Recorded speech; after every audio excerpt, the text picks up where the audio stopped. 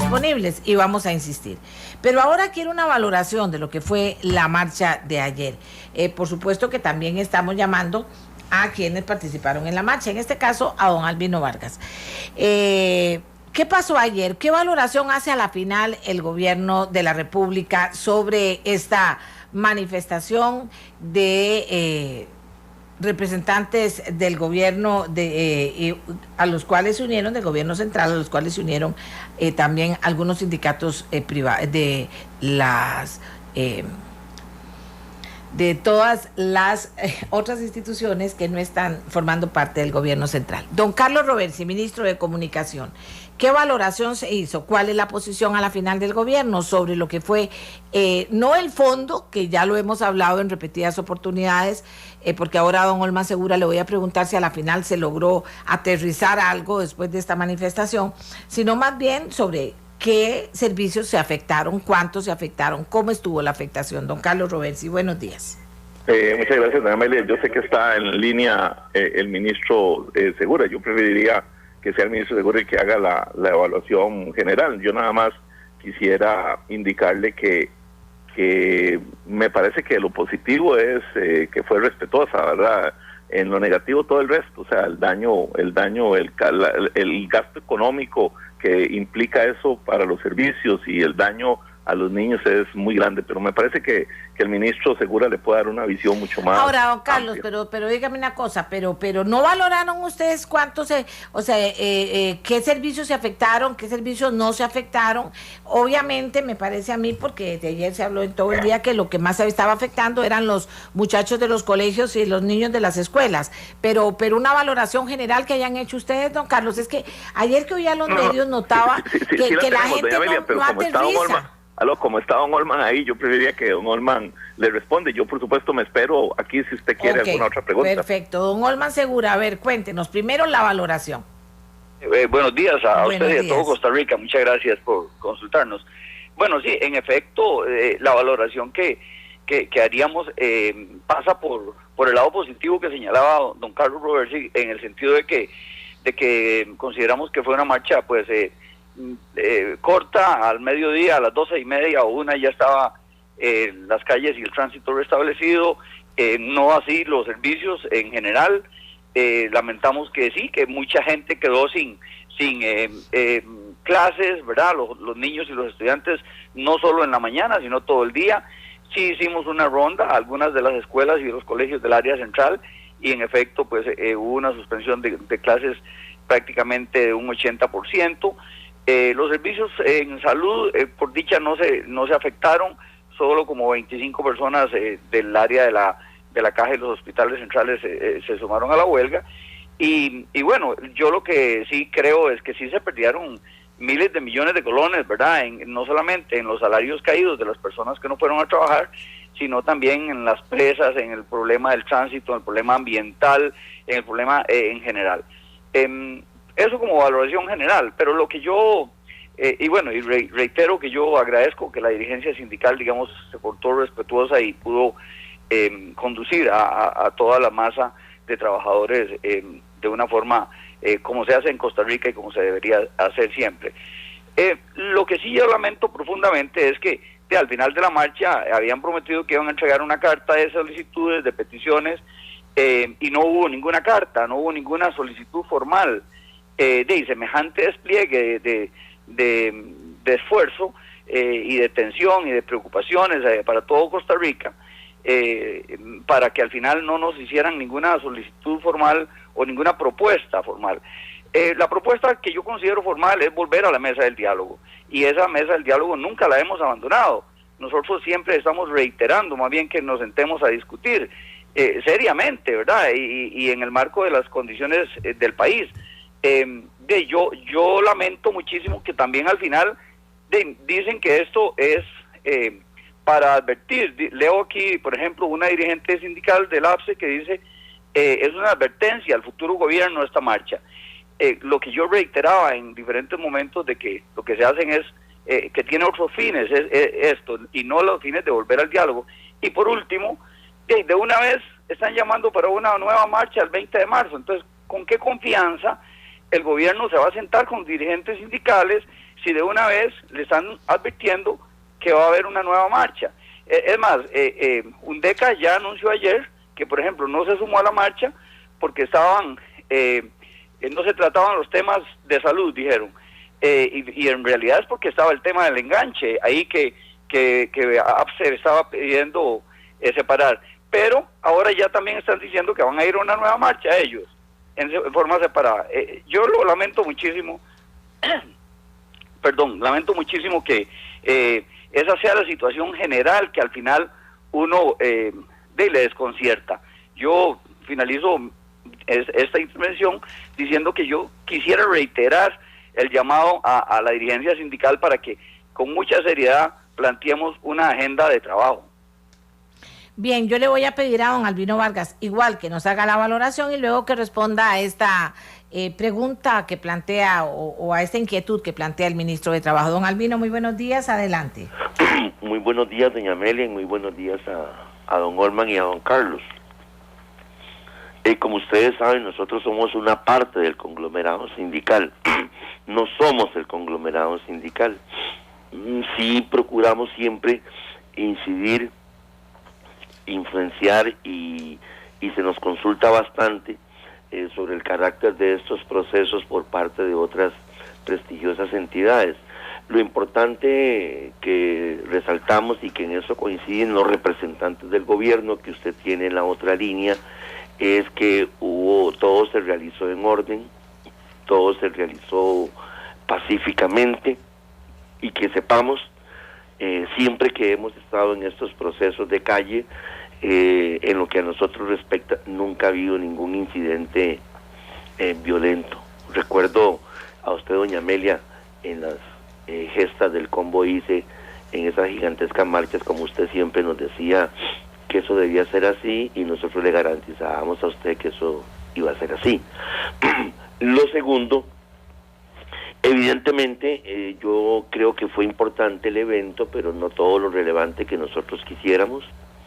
Me parece que el objetivo era mostrar esa insatisfacción, esa inconformidad, y no vamos a tapar el sol con un dedo. Efectivamente hay discrepancias en la táctica sindical para enfrentar esta situación de las remuneraciones y los ajustes salariales. Nosotros como ANEP vamos a seguir con nuestro vía crucis, ¿verdad? Con nuestro vía crucis, que es fundamental, el tema del desenganche salarial. Ahí tenemos fuertes adversidades por otros sectores. Nosotros, si el señor ministro, si el gobierno, aún a pesar de que eso del 20 aún no está claro para muchos, desean llamar, yo le garantizo que nosotros sí nos interesa hablar algunas cosas o sea, ¿ustedes se unirían a este llamado del 20? Vea, doña Amelia, yo no puedo ser tan irresponsable y decirle a usted sí, eso pasa por la Junta Directiva Nacional de la ANEP hasta este viernes. Nosotros queremos tener claro y nosotros no iríamos a un evento donde nosotros no podamos reivindicar el tema del desenganche. Sí, para la ANEP eso es fundamental, para los policías, para los señores de guardas de escuelas y colegios, para las señoras de los CENSINAE, para los oficinistas, choferes, técnicos, incluso el tema del desenganche es fundamental. Y entonces nosotros vamos a revisar muy bien cómo se plantea la estrategia sindical según tenemos datos, y nosotros definiremos el tema del 20, pero con un gran sentido de responsabilidad. Es decir, nosotros creemos siempre, y don Olman sabe que quizá las circunstancias no lo permitieron, pero efectivamente de ahí, si se formaliza un llamado al diálogo, nosotros sí iremos a conversar por lo menos. Ahora, don Albino, don Olman planteaba que él esperaba una carta, una propuesta o algo que a la final no llegó. ¿Es correcto? ¿Iban a plantearla, a la final decidieron no hacerlo? ¿Qué fue lo que pasó? Bueno, al final se decidió no hacerlo porque no hubo oportunidad de coordinar una única redacción. Y en el caso nuestro, como está un poco la noticia es la manifestación en cuanto tal, queremos esperar de aquí al lunes para una carta pública al gobierno sobre nuestras tesis en este tema, que están relacionadas, como bien se sabe, con los grandes desafíos que tiene este país de una reforma fiscal o una transformación tributaria estructural, como nosotros la llamamos en ANEP, pero sí nos parece importante dejar puntualizada por lo menos un contexto, cómo vemos nosotros desde ANEP y otros gremios que coordinan con nosotros este tema de las remuneraciones salariales estatales. Don Olman. Bueno, yo lo que me queda claro es que en efecto hay una falta de coordinación y de acuerdo entre los sindicatos, y que entonces en esa situación pues nos ponen al gobierno en una situación difícil de podernos sentar a dialogar, porque yo reitero y directamente hago un llamado no solamente a la ANEP, sino al ANDE, al APSE, al SEC, para que de verdad, y a las otras organizaciones que están en el Consejo, en la Comisión Nacional de Salarios del sector público, que de verdad por Costa Rica, por los estudiantes, por la ciudadanía, por el bienestar del país, tomemos el tema con seriedad y de verdad nos pongamos juntos a hacer una sesión de diálogo. Y si, bueno, ayer también dijeron, mire, esto es una advertencia para el próximo gobierno, bueno, entonces, si lo que quieren es que el próximo gobierno sea el que negocie o sea el que observe cómo es que podemos generar diálogo alrededor de una nueva fórmula, si es que quieren una nueva fórmula o lo que sea, de que lo hagamos, pero con algún acuerdo, por lo menos básico, mínimo, porque si no, nos lleva a un permanente desorden. Unas organizaciones anuncian marchas y huelgas, a los 15 días otras y al mes otras, etcétera. Entonces, vamos a tener un país en una situación muy, muy difícil. Yo creo que aquí queda en evidencia lo que en efecto nos ha sucedido en la mesa de negociación. Yo les hice una propuesta. ¿Quieren una nueva fórmula? Ok, sentémonos a hacer una nueva fórmula. Eso va a tomar días, no va a ser solamente una sentada. Pero mientras tanto aumentemos el salario mínimo de acuerdo a lo que teníamos planificado. En fin, pero cuando me pidieron el espacio los sindicalistas para entre ellos discutirlo, de una vez a alguna de las organizaciones, no sé a cuál, se le ocurrió, no, vamos a huelga y llamamos a la prensa, y entró la prensa. Ni siquiera me dijeron, o ni siquiera nos dijeron a los representantes de gobierno, mire, no estamos de acuerdo y vamos a llamar a huelga. Fue así, intempestuosamente. Entonces, yo lo que digo es, bueno, ya eso es pasado, ya pasó, borrón, y empecemos de nuevo a tratar de verdad, por Costa Rica, llegar a un acuerdo, por lo menos de un cronograma de trabajo, un cronograma de negociación, en donde pongamos diferentes puntos, porque ciertamente la dirigencia sindical pareciera que tiene, de acuerdo a las organizaciones, diferentes puntos que quieren tratar. Entonces, esa es la situación de gobierno, pero sí yo lo lamento muchísimo, que hagamos perder clases a la juventud, que no solamente es la pérdida de clases, es la pérdida del entusiasmo y de buen ánimo con que se empieza un nuevo año en la universidad, en el colegio, en la escuela.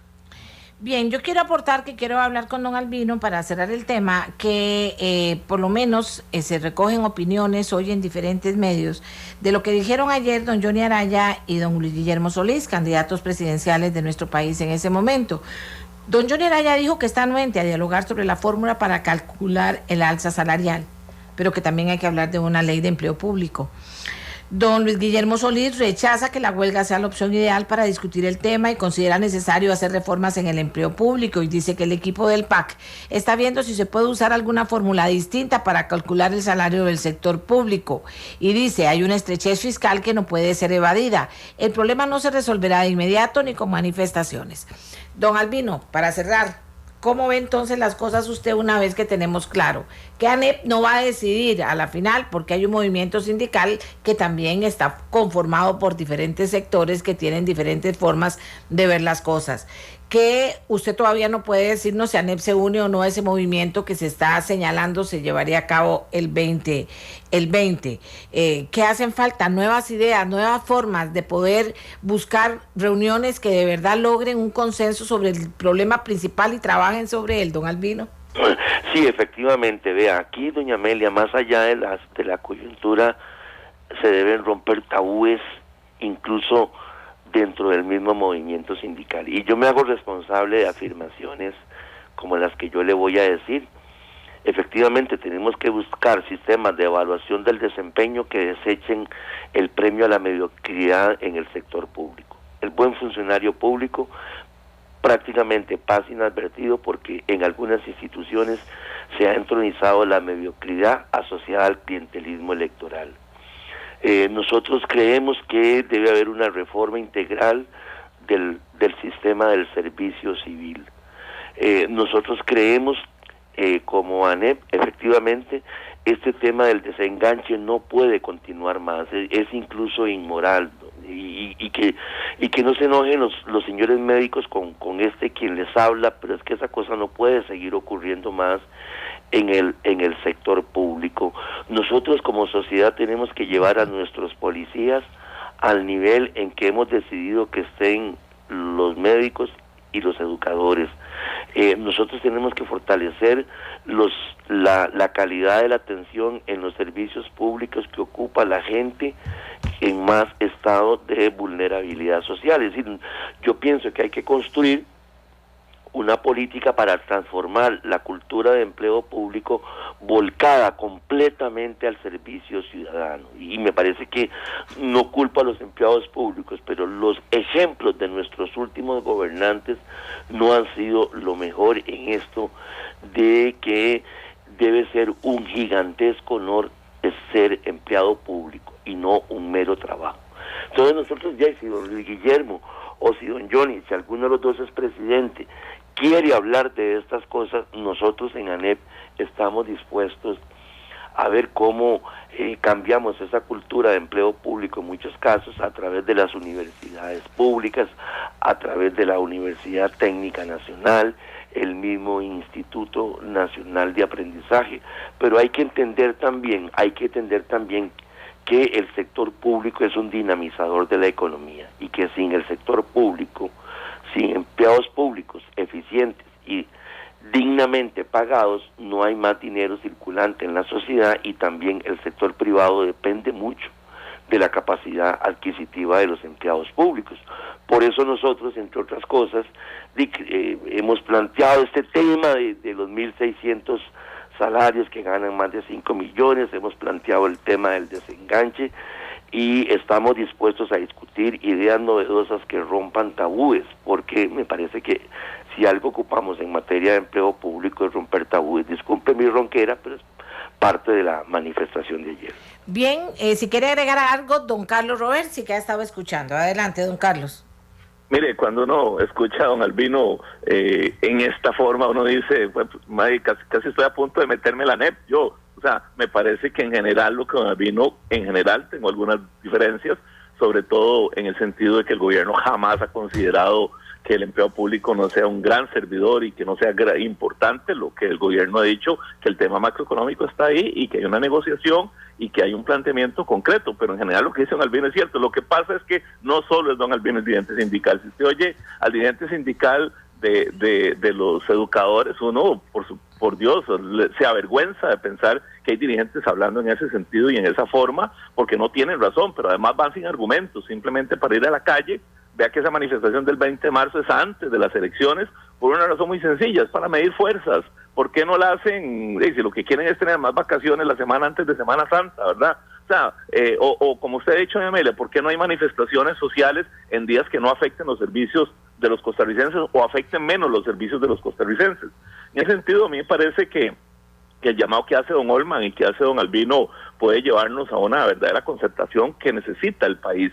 Pero si los otros grupos no están en ese interés, si UNDECA oportunistamente no participa ayer, pero dice que sí participa la próxima, porque no está el tema del desenganche, me parece que hay que desenmascarar a esos líderes sindicales que lo que viven es usufructuando. Ayer hubo un gasto multimillonario de parte de algunas organizaciones, sobre todo hablo de ANDE, para movilizar gente de todo el país, y no aportan nada porque ni siquiera hacen propuestas.